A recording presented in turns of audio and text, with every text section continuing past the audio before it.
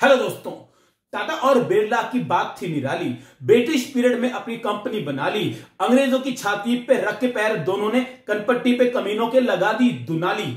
अब भारत आजाद हो गया। आजादी के बाद अब भारत की बारी, देश के डेवलपमेंट की करनी है तैयारी। टाटा और बिरला के बस की बात नहीं है, पब्लिक सेक्टर को लेनी पड़ेगी सारी जिम्मेदारी। तो भाई ऐसा ही हुआ, पब्लिक सेक्टर ने सारी जिम्मेदारी अपने कंधों पे ले ली देश के इंडस्ट्रियल डेवलपमेंट की। बात कर रहे हैं इंडियन इकोनॉमी 1950 से 1990। तो सबसे पहले चैप्टर का नाम लिखते हैं और फिर इसको शुरू करते हैं। तो भाई हम जो कर रहे हैं वो कर रहे हैं ये कि इंडियन इकोनॉमी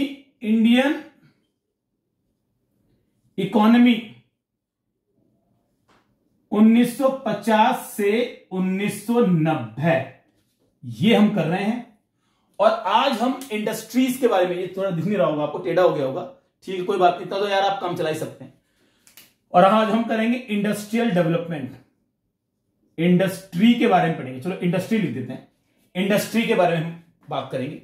इस पीरियड में 1950 से 1990, यहां भी लिख देते हैं 1950 से 1990 के पीरियड में इंडस्ट्री कैसी थी, देश ने इंडस्ट्रियल डेवलपमेंट कैसे किया, क्या क्या डेवलपमेंट हुए, उसके बारे में इस वीडियो में हम चर्चा करेंगे।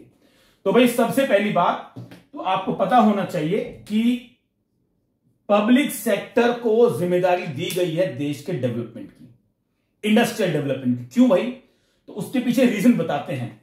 तो रीजंस हम कर रहे हैं, reasons why public sector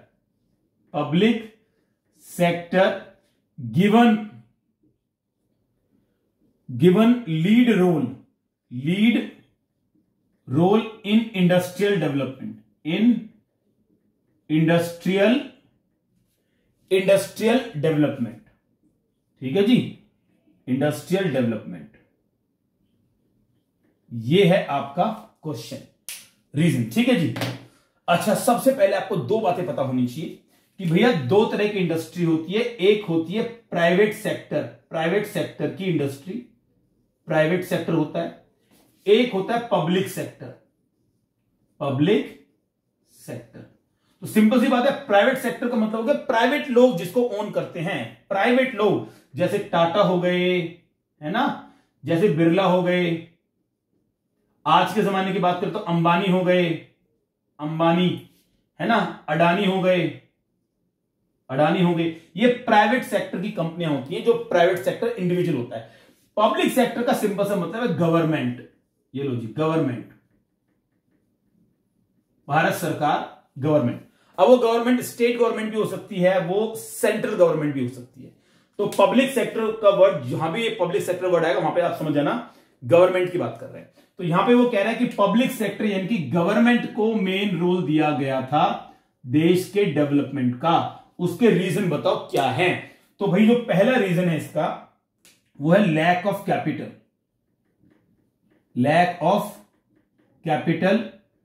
with private sector. ये पहला पॉइंट है भाई। देखो भाई, बात तो यार भाई सिंपल है। देखो, जब तक देश आजाद नहीं था सारी जिम्मेदारी अंग्रेजों के सिर पे थी। अच्छा किया, बुरा किया, जैसा किया भाई उन्होंने किया। लेकिन आजादी के बाद अब सारी जिम्मेदारी आ चुकी है देश की सरकार के ऊपर। अब सरकार को यह डिसाइड करना है कि यार देश के इंडस्ट्रियल डेवलपमेंट की जिम्मेदारी किसको दे, है ना। तो भाई देखो, प्राइवेट सेक्टर ले दे के दो ही तो प्राइवेट सेक्टर थे भारत के पास, दो ही तो लोग थे, टाटा थे, बिरला थे। टाटा वाले थे और बिरला वाले थे। अब इन दो ही मेन इंडस्ट्रीज जो दो ही मेन इंडस्ट्रियलिस्ट मतलब उद्योगपति भारत के अंदर हैं। तो इन दोनों के ऊपर हम इतनी बड़ी जिम्मेदारी नहीं दे सकते भाई। इनके पास पैसा नहीं है भाई, कैपिटल कहां है इनके पास? ये देखो कैपिटल, यहां कैपिटल का मतलब होता है पैसा, इन्वेस्टमेंट के लिए पैसा है इनके पास, लेकिन पूरे देश का डेवलपमेंट कर सके इतना पैसा इनके पास नहीं है। ठीक है, आज की बात नहीं कर रहे हैं हम, बात कर रहे हैं 50 से 90 की। आज तो भाई 3-4 उद्योगपति ऐसे हैं जो पूरे देश को चला सकते हैं। अंबानी, अडानी, टाटा, बिरला, ये बहुत रिच हो चुके हैं भाई आज के जमाने में। तो और ये उस वक्त की बात कर रहे हैं जब भारत नया नया आजाद हुआ था। 50 से 90 के पीरियड में। ठीक है जी, इनके पास इतना पैसा नहीं था कि पूरा देश का डेवलपमेंट कर सके। अगला पॉइंट करते हैं। अगला जो इसका पॉइंट है वो है lack of incentive, lack of incentive with private sector, with private sector, private sector. अच्छा जी, एक तो पैसा नहीं है, ऊपर से इंसेंटिव भी नहीं है। इस इंसेंटिव का क्या मतलब होता है? लालच, इसको लालच कह सकते हैं, या इसको एक अच्छी भाषा में कह सकते हैं मोटिवेशन, है ना, इंस्पिरेशन। मोटिवेशन भी नहीं है भाई। अभी समझाता हूं कैसे। देखो भाई, प्राइवेट सेक्टर जो होता है भैया, वो तो प्रॉफिट के लिए काम करता है भाई, उसको प्रॉफिट चाहिए, बिजनेस चलाना है, प्रॉफिट चाहिए उसको। अब भारत नया नया आजाद हुआ है, भारत के अंदर अमीर लोगों की अमीर लोगों की संख्या कम है अमीर लोग, और प्राइवेट सेक्टर जो गुड्स बनाएगा, जो सर्विसेज बनाएगा भाई, उसके तो पैसे थोड़े हाई होंगे ना, थोड़े पैसे ज्यादा होंगे ना उसके।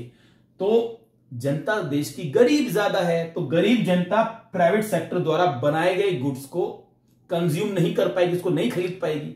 तो भाई क्यों बनाएंगे प्राइवेट सेक्टर वाले, क्यों बनाएंगे? लिमिटेड डिमांड है भाई, लिमिटेड मार्केट साइज है, जो मार्केट साइज है वो लिमिटेड है, limited market size, limited market size.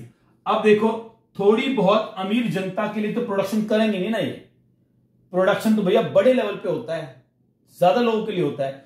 थोड़ी बहुत अमीर जनता के लिए प्रोडक्शन नहीं करेंगे, इसलिए इंसेंटिव नहीं था, मोटिवेशन नहीं था। गरीब जनता थी, किस किस के लिए मतलब प्रोडक्शन करने का कोई फायदा, माल ही नहीं बिकेगा हमारा, जनता गरीब खरीद नहीं पाएगी। नया नया भारत आजाद हुआ है, आज की बात नहीं कह रहा, बार बार कह रहा हूं, आज भारत की जनता के पास पैसा है, वो पैसा खर्च करने को रेडी है। आज की बात नहीं कर रहे, बात कर रहे हैं 50 से 90 के बीच की। ओके, और ये तो खैर 50 की बात है, जो हमें डिसाइड करना था कि हम कैसे करेंगे। चलिए तीसरा पॉइंट करते हैं।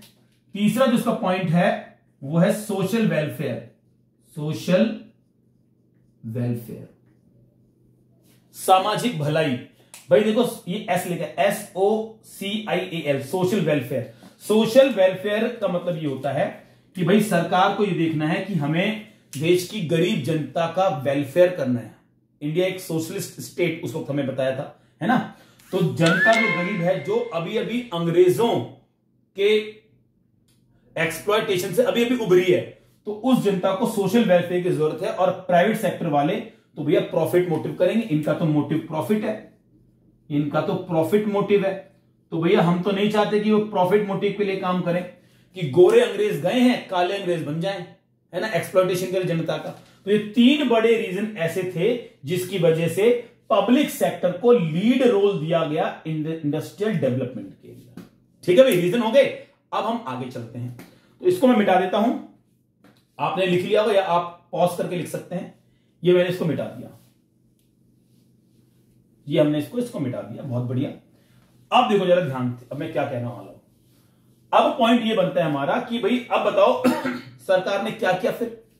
तो भाई सरकार ने इंडस्ट्री के डेवलपमेंट के लिए सरकार एक पॉलिसी लेके आई, इसे बोलते हैं न्यू इंडस्ट्रियल पॉलिसी या इंडस्ट्रियल पॉलिसी रेजोल्यूशन, IPR बोलते हैं 1956। तो ये लिखते हैं जरा, industrial policy resolution, industrial policy resolution इसको बोलते हैं। 1956 में आया था, 1956 में आया था। IPR 1956 इसको बोलते हैं। ठीक है जी, IPR 1956। अच्छा, ये बात आपको पता होगी कि देश के अंदर इंडस्ट्री पे फोकस हमने सेकंड 5 ईयर प्लान से किया था। Second 5 year plan, second 5 year plan जो था हमारा 1956 से 1961 का, यानी कि 1956 टू 1961, उसमें हमारा फोकस जो था वो इंडस्ट्री था। ठीक है, तो जाहिर सी बात है, फोकस अगर इंडस्ट्री रखा है तो नया इंडस्ट्रियल पॉलिसी रेजोल्यूशन हमें लेके आना पड़ा। अब क्या खास बात थी इस इंडस्ट्रियल पॉलिसी रेजोल्यूशन की? तो भैया इसकी खास बात ये थी कि इसके अंदर क्लासिफिकेशन ऑफ इंडस्ट्री कर दिया गया। क्या किया गया? क्लासिफिकेशन ऑफ इंडस्ट्री किया गया इसके अंदर। अभी करेंगे इसको डिटेल में। और एक तो क्लासिफिकेशन किया गया और एक इंडस्ट्रियल लाइसेंसिंग, इंडस्ट्रियल लाइसेंसिंग की व्यवस्था की गई। ठीक है, ये भी लिख लेते हैं, हैशटैग बन यहां पे भी, और ये हो गया।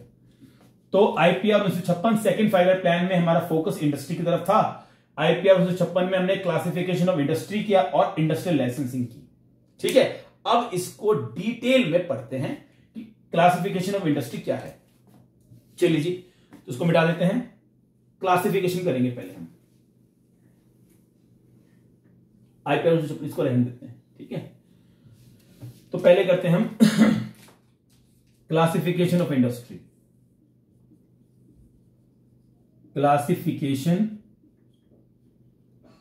Of industries. भाई देखो, इसमें यह पॉइंट बताया गया है कि पूरी इंडस्ट्री को 3 भागों में, 3 भागों में बांट दिया, 3 कैटेगरी बना दी गई, जिसे बोलते हैं स्केड्यूल 1, स्केड्यूल ए भी बोल सकते हैं, 1 या ए कुछ भी बोल सकते हैं, स्केड्यूल ए। शेड्यूल 1 बनाई गई, ए बनाई गई। इसके अंदर 17 इंडस्ट्रीज, 17 इंडस्ट्रीज रखी गई, 17 इंडस्ट्रीज जो exclusively owned by state, owned by state. यहां पे स्टेट का मतलब होता है देश, यानी कि गवर्नमेंट। यहां पे गवर्नमेंट वर्ड यूज करना पड़ेगा हमें। ठीक है, owned, exclusively owned by state, यानी कि 17 इंडस्ट्री ऐसी है जिसपे काम करने का एकमात्र अधिकार, एक्सक्लूसिवली ओन्ड, एकमात्र अधिकार गवर्नमेंट का है। फॉर एग्जाम्पल देखो जरा ध्यान से, फॉर एग्जाम्पल ये, जैसे कि इसमें देखो रेलवे जो है, रेलवेज 50 से 90 की बात करें, ध्यान रखना, रेलवेज चलाने का एकमात्र अधिकार गवर्नमेंट का है। कोई प्राइवेट व्यक्ति चाहे भी तो अपनी खुद की प्राइवेट रेल नहीं चला सकता, यह बात है।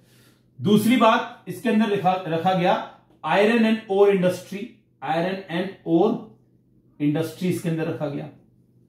ठीक है, इसके अंदर arms and ammunition, arms and ammunition इसके अंदर रखा गया। इसके अंदर रखा गया एयरवेज, एयरवेज प्लेन वगैरह रखे गए।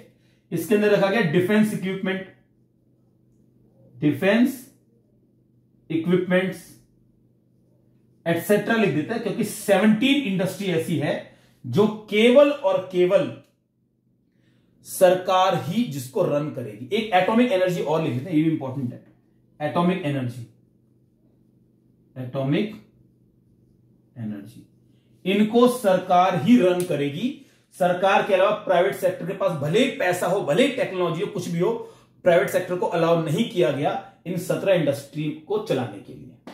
ठीक है भाई, ये आपकी 17 इंडस्ट्री है। तो यहां पे ना इंपॉर्टेंट है, क्योंकि यहां पे पूछता है कि यार कितनी इंडस्ट्री थी, तो 17 को आप सर्कल कर लीजिए और 1-2 को याद कर लीजिए, लेकिन ये टोटल 17 इंडस्ट्री थी। ठीक है भाई, बहुत बढ़िया। अब बात करते हैं स्केड्यूल 2 की, यहां कर लें। ठीक है, यहां बात करते हैं स्केड्यूल 2 की, बात करते हैं। इसको शेड्यूल भी बोलते हैं कई लोग। ठीक है, शेड्यूल का एक ही मतलब है। शेड्यूल बी के अंदर देखो, ये बहुत इंपॉर्टेंट है, इसके अंदर 12 इंडस्ट्री रखी गई, 12 इंडस्ट्रीज रखी गई, जो प्रोग्रेसिवली, ये वर्ड बहुत इंपॉर्टेंट है, प्रोग्रेसिवली ओन्ड बाय स्टेट। यहां पे बता दूं, स्टेट का मतलब बता दिया मैंने, गवर्नमेंट होता है। 12 इंडस्ट्री ऐसी है जो ओन्ड बाय स्टेट, गवर्नमेंट के पास रहेंगी। और वो 12 को मैं, और लेकिन इसमें एक बात और बतानी पड़ेगी आपको कि प्राइमरी रोल तो रहेगा गवर्नमेंट का, यानी कि पब्लिक सेक्टर का प्राइमरी रोल रहेगा इसके अंदर। लेकिन इसके अंदर प्राइवेट सेक्टर को भी बोला गया कि यार चलो यार आप भी आ जाओ, आपको भी अलाउ कर रहे हैं, लेकिन आपका सेकेंडरी रोल रहेगा, सेकेंडरी रोल रहेगा प्राइवेट सेक्टर का। अलाउ तो कर दिया है, लेकिन सेकेंडरी रोल रहेगा उसका, ये बात ध्यान रखना। ठीक है जी। अच्छा, अब सेकेंडरी रोल क्या है मैं थोड़ा समझाऊं आपको। सेकेंडरी रोल का मतलब यह है कि पहले सरकार इनिशिएट करेगी, सरकार अपनी कंपनी लगाएगी, इनिशिएट करेगी। अगर सरकार को लगता है कि हाँ भी प्राइवेट सेक्टर को भी यहां पे देना चाहिए तो सरकार प्राइवेट सेक्टर को भी अलाउ कर देगी। एक बहुत ही रफ सा एग्जांपल आपको दे रहा हूं कि एक जगह पे 10 दुकानें खुलनी हैं, तो 10 में से 8 दुकानें सरकार ने खोल ली है, 2 दुकानें बच गई है, तो सरकार ने प्राइवेट लोगों को बोला कि ठीक है यार कि 2 दुकान आप खोल लो। 8 दुकान सरकार की, 2 दुकान प्राइवेट लोगों की। तो जो मेजॉरिटी जो रहा वो किसके पास रहा? सरकार के पास रहा। प्राइमरी रोल सरकार का, सेकेंडरी रोल प्राइवेट सेक्टर का। ठीक है भाई, तो बहुत बढ़िया। अच्छा एग्जांपल, इसके एग्जांपल और देख लेते हैं। फॉर एग्जांपल इसके अगर एग्जांपल देखें तो एल्यूमिनियम, एल्यूमिनियम हो गया, फर्टिलाइजर, फर्टिलाइजर हो गया, aluminium fertiliser, machine tool, machine tools हो गया, एटसेट्रा। ठीक है भाई, तो ये थे, ये बड़े याद करने पड़ेंगे आपको, एग्जाम पूछता है ये। तो यहां पे हाईलाइट करते हैं, 12 इंडस्ट्री थी, प्राइमरी रोल था गवर्नमेंट का, सेकेंडरी रोल था आपका प्राइवेट सेक्टर का, aluminium, fertiliser, machine tool etcetera, ये रखे गए थे शेड्यूल बी के अंदर। ठीक है, 17 ये और 12 ये, तो ये तो सरकार का दबदबा हो गया भाई है ना। अब करते हैं शेड्यूल सी। कहां लिखे? यहां लिखते हैं, यहां जगह है, हो जाएगा। चलो लिख देते हैं यहां पे, नहीं है मिटा देते हैं इसको। चलो आप लोग पॉज करके लिख लेना इसको, शेड्यूल सी लिख लेते हैं। तो हम कर रहे हैं शेड्यूल सी, इसको यहां से हमने मिटा दिया। चलिए जी, शेड्यूल सी करते हैं। तीसरे नंबर पे आती है आपकी शेड्यूल सी। शेड्यूल सी देखो बहुत सिंपल है, शेड्यूल सी बहुत ही सिंपल है, क्योंकि देखो 17 हो चुकी, 12 हो चुकी है। रेस्ट ऑफ द इंडस्ट्रीज जो बच गई हैं, रेस्ट ऑफ द इंडस्ट्रीज, जो रेस्ट ऑफ द इंडस्ट्रीज हैं, गिवन टू प्राइवेट सेक्टर। लो जी, तुम भी खुश रहो, जा सिमरन जा, जी ले अपनी जिंदगी। तो प्राइवेट सेक्टर को अपनी जिंदगी जीने के लिए बोल दिया कि जी ले, लेकिन रेस्ट ऑफ द इंडस्ट्री, वो रेस्ट ऑफ भैया बहुत लल्लू सी इंडस्ट्री है जो प्राइवेट सेक्टर को दी गई है, और उसके लिए भी लाइसेंस लेना पड़ेगा, लाइसेंस लेना पड़ेगा,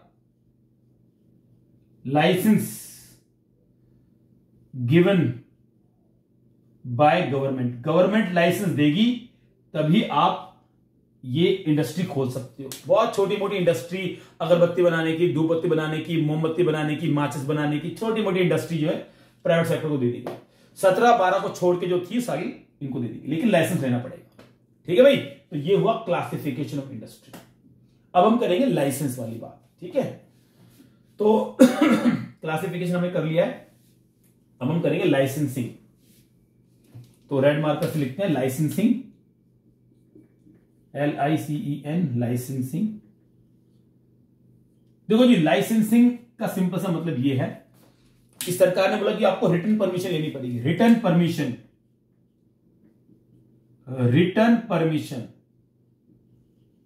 permission given by government to private sector for. भाई किस किस के लिए मिल रही है रिटर्न परमिशन? रिटर्न परमिशन का मतलब जो लिखित में आपको परमिशन लेनी पड़ेगी, किस किस चीज के लिए मिल रही है? तो सबसे पहले तो भैया ये मिल रही है आपको सेटिंग अप न्यू इंडस्ट्री। ये ब्लू से लिखते हैं, ठीक है, ब्लू से लिखते हैं, सेटिंग अप न्यू इंडस्ट्री। अगर आपको न्यू इंडस्ट्री खोलनी है, प्राइवेट इंडस्ट्री खोलनी है न्यू, तो उसके लिए आपको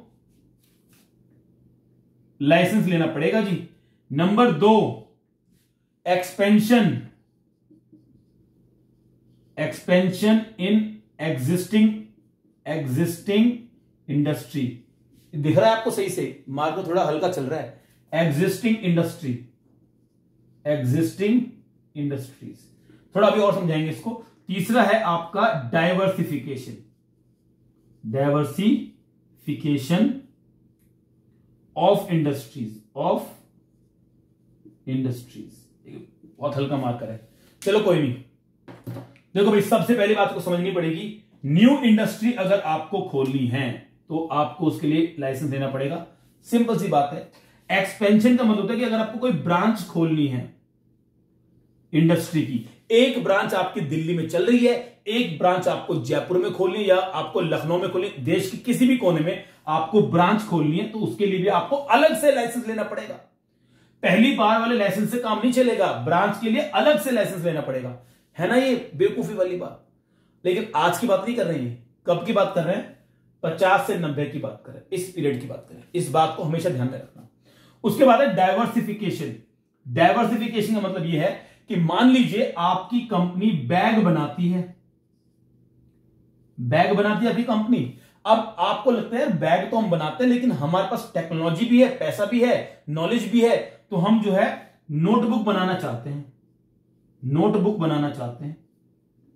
तो यह है डाइवर्सिफिकेशन। एक कंपनी जो बैग बना रही है वो उसको लगता है कि उसको नोटबुक बनानी चाहिए, तो ये डाइवर्सिफिकेशन है।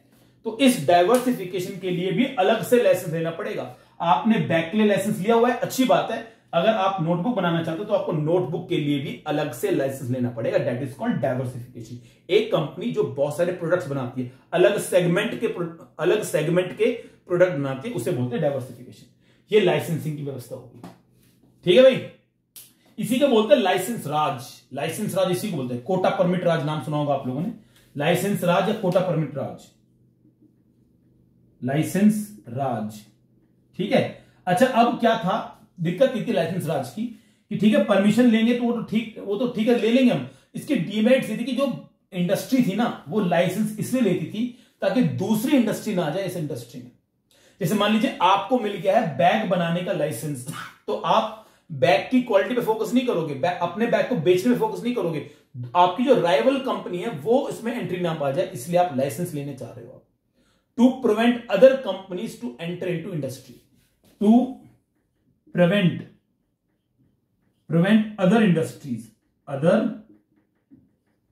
इंडस्ट्रीज, उनको रोकने के लिए। और भाई बहुत ज्यादा करप्शन होता है इसके अंदर। लाइसेंस लेने में कितने गवर्नमेंट अफसरों को घूस देनी पड़ती है, ब्राइब देनी पड़ती है, रिश्वत देनी पड़ती है, तो करप्शन हो रहा है इसके अंदर। और क्वालिटी पे फोकस नहीं है। No focus on quality, no focus on quality. बस आपको तो सारा फोकस लाइसेंस को ग्रैब करने पे है।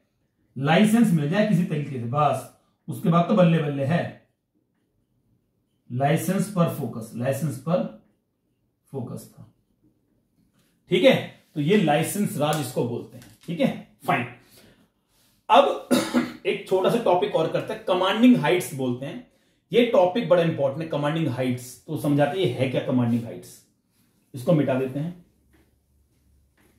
ये आईपीआर हो गया हमारा। ठीक है, आईपीआर के अंदर इतना ही था, क्लासिफिकेशन ऑफ इंडस्ट्री और इंडस्ट्रियल लाइसेंसिंग, लाइसेंसिंग की व्यवस्था थी। तो ये हमने कर लिया है। अब हम बात कर रहे हैं आपकी कमांडिंग हाइट्स क्या होती है।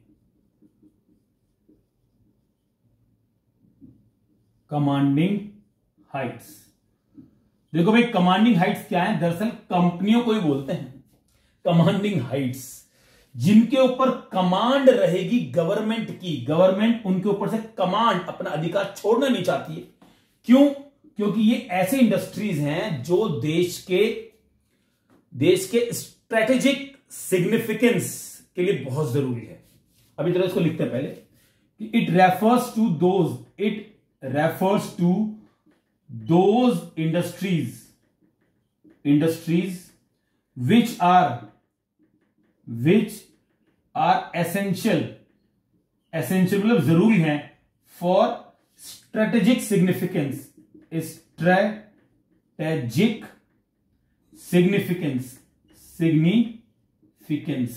अभी समझाते हैं बेटा। सिग्निफिकेंस, ठीक है जी, ये भैया वो इंडस्ट्री है। अच्छा, ये वो इंडस्ट्री जिनके ऊपर दूसरी इंडस्ट्री डिपेंडेंट है। Other industries are dependent on them, other industries, अभी समझाएंगे, एग्जांपल देंगे, सारा समझ में आ जाएगा। Other industries are dependent on them, इन पर डिपेंडेंट है। जो देश की सुरक्षा के लिए बहुत जरूरी है इंडस्ट्री, ऐसी इंडस्ट्री जो देश के सुरक्षा के लिए, यानी कि for the protection of for the protection of country, protection of countries, उनके लिए बहुत जरूरी है। कमांडिंग हाइट्स इनको बोलते हैं। अब देखिए जरा इसका एग्जाम्पल, अब इसके एग्जाम्पल देखिए। तो एग्जाम्पल अगर हम इनके देखें तो हम देखते हैं जैसे कि transport and communication, transport communication, transport हो गया, कम्युनिकेशन हो गया, ठीक है। इसके अलावा ट्रांसपोर्ट कम्युनिकेशन हो गया, आयरन एंड ओर इंडस्ट्री हो गई, आयरन एंड ओर इंडस्ट्रीज हो गई, transport communication iron ore industry. इसके बिना अदर इंडस्ट्री नहीं चल सकती भाई। ट्रांसपोर्ट ही नहीं होगा तो दूसरी इंडस्ट्री कैसे चलेगी बताओ जरा।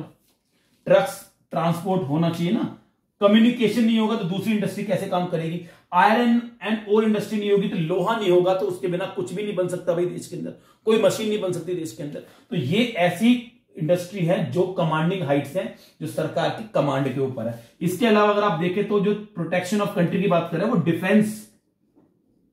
डिफेंस इक्विपमेंट्स जो हैं, जो हथियार, गोला बारूद, टैंक वगैरह हैं, जो देश की लड़ाई में काम आते हैं प्रोटेक्शन के लिए, वो भी सरकार अपने हाथ में रखना चाहती है। तो भाई ये है आपकी कमांडिंग हाइट्स जो एसेंशियल है स्ट्रेटेजिक सिग्निफिकेंस के लिए। अदर इंडस्ट्री इन पर डिपेंडेंट होती है और देश के प्रोटेक्शन के लिए ये जरूरी होती है। ऐसी इंडस्ट्री को कमांडिंग हाइट्स बोला जाता है। और कमांडिंग हाइट्स पे केवल किसका अधिकार था? सरकार का अधिकार था। पीएसयू बोलते हैं इसको, PSU, public sector undertaking, public sector undertaking, public sector undertaking, ये अंडरटेकिंग लिखा है, अंडरटेकिंग, पीएसयू पब्लिक सेक्टर का। ठीक है भाई, बहुत बढ़िया। अब एक छोटा सा टॉपिक और कर लेते हैं, वो है स्मॉल स्केल इंडस्ट्री के बारे में।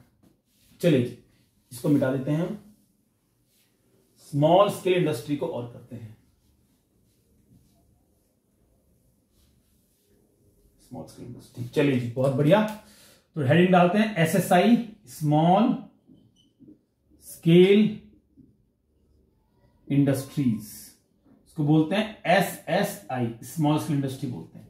तो भाई स्मॉल स्केल इंडस्ट्री बहुत जरूरी थी देश के लिए। आज की बात नहीं कर रहे हैं, बार बार बता रहा हूं, बात करें 50 से 90 की। तो भाई इन्होंने क्या किया, देश ने 1955 में एक बनाई कार्व कमेटी, कार्व कमेटी बनाई। इसका एक नाम और भी है कार्व कमेटी का, स्लैश करके स्मॉल, ये village and small scale industry बोलते हैं इसको, village and small scale industries. ठीक है जी, ये नाम है इसका, नाम याद करना बहुत जरूरी है। 1955 में हुआ था curve committee, village and small scale industry. क्या काम है इस कमेटी का? इस कमेटी का काम यह है कि भैया आप ये बताओ कि स्मॉल स्केल इंडस्ट्री को हम आगे बढ़ाएं या नहीं बढ़ाएं, और स्मॉल स्केल इंडस्ट्री होती कौन सी है ये भी बताओ। तो पूरा जो है सारा दारोमदार, सारा रिस्पॉन्सिबिलिटी इस कमेटी को दी गई कि आप सरकार को रिकमेंड करो कि सरकार एसएसआई को प्रमोट करे या ना करे, और किनको एसएसआई बोला जाएगा। तो भाई इस कमेटी ने अपनी रिपोर्ट दी, उसमें बताया कि भाई जिस कंपनी की, ये 1950s की बात कर रहे हैं, कि जिन कंपनियों की इन्वेस्टमेंट लिमिट 5 लाख रुपए है, इंपॉर्टेंट पॉइंट है ये, 5 लाख रुपए का मतलब, यानी कि जो कंपनी 5 लाख रुपए की इन्वेस्टमेंट कर पाती है उस इंडस्ट्री को बोलेंगे स्मॉल स्केल इंडस्ट्री। बाद में लेटर ऑन इसको कर दिया गया 1 करोड़। क्या कर दिया गया इसको? 1 करोड़। तो जो लिमिट थी इन्वेस्टमेंट की 5 लाख से बढ़ा के कर दी गई 1 करोड़। और आज अगर आज की बात करें तो ये 5 करोड़ भी है और कुछ कुछ मामलों में 10 करोड़ भी है। ठीक है, लेकिन ध्यान देने वाली बात यह है कि एनसीईआरटी की बुक में 1 करोड़ लिखा हुआ है, तो आपको एनसीईआरटी का 1 करोड़ का डेटा ही मानना पड़ेगा। ये भी एनसीईआरटी का डेटा है, एनसीईआरटी का डेटा है। ठीक है भाई, तो भाई कौन सी होती है स्मॉल स्केल इंडस्ट्री? वो इंडस्ट्री जिसकी इन्वेस्टमेंट लिमिट 1 करोड़ होती है आज के समय में, जिसकी इन्वेस्टमेंट की लिमिट 5 लाख थी 1950 के समय में। ठीक है, ये अनऑफिशियल डेटा है ये। ठीक है, ये एनसीईआरटी की बुक में नहीं है, इसलिए इसको नहीं लिखेंगे। ओके, तो ये 2 बातें हमने बता दी स्मॉल स्केल इंडस्ट्री की। अब इस कमेटी से पूछा गया कुछ बेनिफिट तो बताओ, क्या बेनिफिट है स्मॉल स्केल इंडस्ट्री के, क्यों इसको प्रमोट करें। भाई तुमने तो कह दिया प्रमोट करो, क्यों करें भाई, कुछ रीजन बताओ। तो भाई इन्होंने बेनिफिट्स बताए हैं, यहां लिखते हैं बेनिफिट्स। बेनिफिट्स बताए इन्होंने स्मॉल स्केल इंडस्ट्री के। तो पहला इन्होंने बेनिफिट जो बताया है वो कह रहा है कि एम्प्लॉयमेंट जनरेशन सॉरी खांसी चल रही है भाई। एम्प्लॉयमेंट जनरेशन,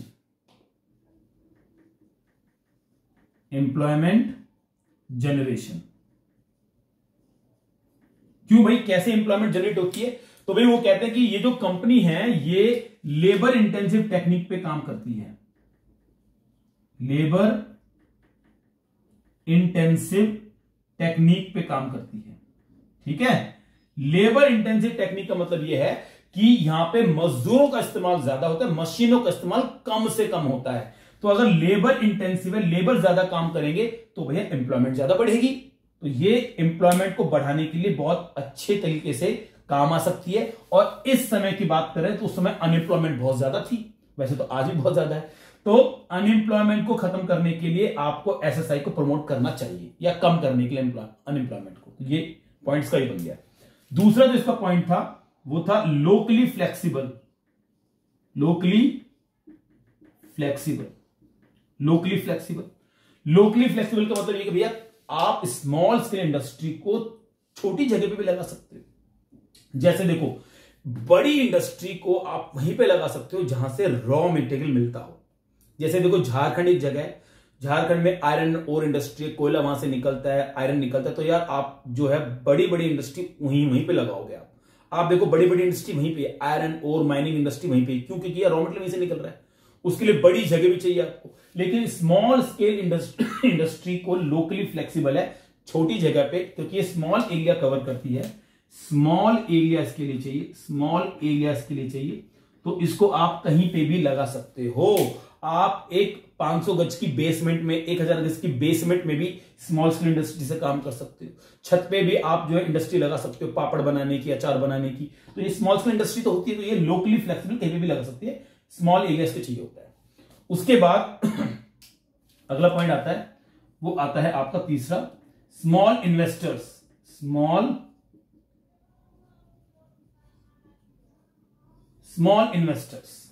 ठीक है, इसको इक्विटी ओरिएंटेड भी बोलते हैं, इक्विटी ओरिएंटेड बोलते हैं इसको प्यार से।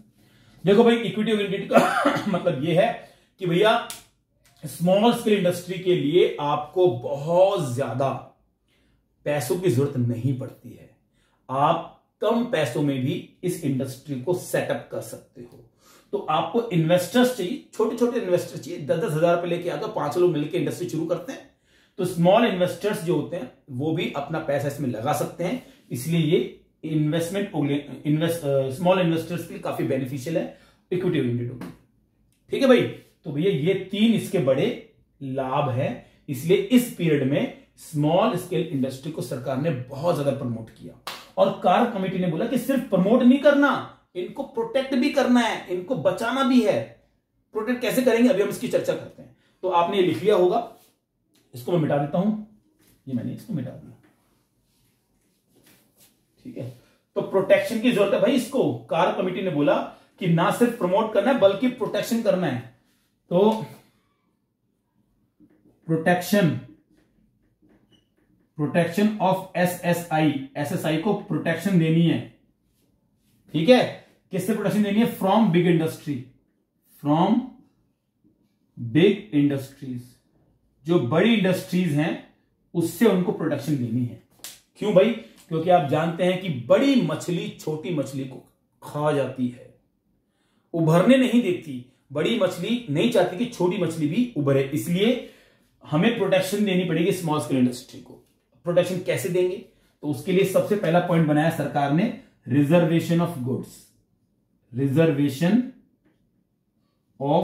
गुड्स, यानी कि कुछ वस्तुएं ऐसी रिजर्व कर दी गई है जिन्हें केवल स्मॉल स्केल इंडस्ट्री ही बना पाएगी। बड़ी इंडस्ट्री चाहकर भी वो गुड नहीं बनाएगी, क्योंकि सरकार ने उनको रिजर्व कर दिया है स्मॉल स्केल इंडस्ट्री के लिए। ठीक है, अब देखिए आपको थोड़ा डिटेल में लेके चलता हूं। देखिए जैसे कि मान लीजिए 4 महिलाओं ने आपस की सेविंग्स को जोड़ के एक छोटे मोटे चिप्स बनाए। मान लीजिए उन्होंने चिरकुट चिप्स बनाए। अब चिरकुट चिप्स वो बना के बेचारी छतों पे आलू काटती हैं, पोटैटो चिप्स बना लिए, पन्नी में उसको पैक करके घर घर बेच के आ रही है, रेलवे स्टेशन में बेच के आ रही है, बेचारी अपना काम धंधा चला रही है। बाकी महिलाओं को भी जॉब मिल रही है, पोटैटो काट रही है, वो आलू काट रही है। Yes no. अब अगर चिप्स बनाने का अधिकार सरकार बड़ी कंपनी को भी दे देती है, क्योंकि आज दिया हुआ है, आज 2023 में लेज जैसी कंपनी पोटैटो चिप्स बना रही है, बिंगो जैसी कंपनी, आईटीसी जैसी कंपनी भी पोटैटो चिप्स बना रही है, 2M करके बनाते हैं लोग, है ना। तो उस जमाने में जरूरी है उन महिलाओं को रोजगार मिले, इसलिए सरकार ने ऐसे गुड्स को रिजर्व कर दिया। अब देखो चिरकुट चिप्स जो बन रही है, बेचारे जो है अपने किसी तरीके से अपना प्रोडक्शन कर रहे हैं, किसी तरीके से अपना काम कर रहे हैं। अगर सरकार ने बड़ी कंपनी को एंट्री दे दी चिप्स बनाने में, तो भैया बड़ी कंपनी बड़ी इन्वेस्टमेंट लेके आएगी, वो पैकिंग इतनी शानदार करेगी, सैफ अली खान को ऐड दे देगी तो ऐड चलेंगे, है ना, लेज खाओ, ये कुरकुरे है, ये है, वो है, तो भैया लोग इन्फ्लुएंस हो जाएंगे ना, तो लोग लेज खरीदेंगे या चिरकुट चिप्स खरीदेंगे? लेज खरीदेंगे। इसीलिए सरकार ने कहा तुम मत आओ, अगर तुम आए तो तुम इन बेचारी महिलाओं की जॉब खा जाओगे। तुम क्या करोगे, तुम जो है खेल बिगाड़ दोगे स्मॉल स्केल इंडस्ट्री का, क्योंकि बड़ी कंपनी आएगी, बड़ी मशीनों पे काम करेगी, पोटैटो चिप्स निकलेंगे मशीन से, बिल्कुल शेप में निकलेंगे, बहुत बढ़िया निकलेंगे, कुरकुरे होंगे, तो भैया दिक्कत तो आएगी, चिरकुट चिप्स हमारे बंद हो जाएंगे। इसलिए सरकार ने रिजर्वेशन कर दिया गुड्स का। Is that okay? दूसरा, सरकार ने एक और इनको बेनिफिट दिया, इसे बोलते हैं various concession. Various concession, various concession का मतलब बहुत सारी छूट मिली सरकार की तरफ से। छूट, स्पेलिंग गलत है क्या? छूट, छूट, काफी सारी छूट मिली सरकार की तरफ से। सरकार ने कहा देखो जी ऐसा है, अगर आप प्रोडक्शन कर रहे हैं स्मॉल स्केल इंडस्ट्री, तो हम आपको कई बार सब्सिडी भी देंगे, सब्सिडीज भी देंगे आपको। दूसरा, आपको टैक्स में कंसेशन देंगे, टैक्स में आपको छूट दे देंगे हम, आपको टैक्स आपको कम देना पड़ेगा, है ना। और तो और हम आपको लो इंटरेस्ट पर बैंक से लोन भी दिलवा देंगे, है ना। लो इंटरेस्ट, ये लो लिखा है बेटा, लो इंटरेस्ट पर बैंक से आपको लोन भी दिलवा देंगे। ये 3 काम हम आपके लिए, और भी कई सारे काम थे, हम यहां 3 लिख देते हैं, ठीक है जी। तो ये 2 काम सरकार ने किए प्रोटेक्शन ऑफ एसएसआई के लिए। यस नो भाई, बहुत बढ़िया। यहां पे ये वीडियो खत्म होती है, इंडस्ट्री हमने खत्म कर लिया है। अगर आपको वीडियो पसंद आई है भाई तो लाइक कर देना, शेयर कर देना। अगर आपके किसी दोस्त को यही वीडियो की आवश्यकता हो तो उसको शेयर कर देना भाई, सपोर्ट कीजिए। अगर आप चैनल पे नए हैं तो सब्सक्राइब कर लीजिए। Thank you so much. Next video में आपसे मुलाकात होगी। नमस्ते।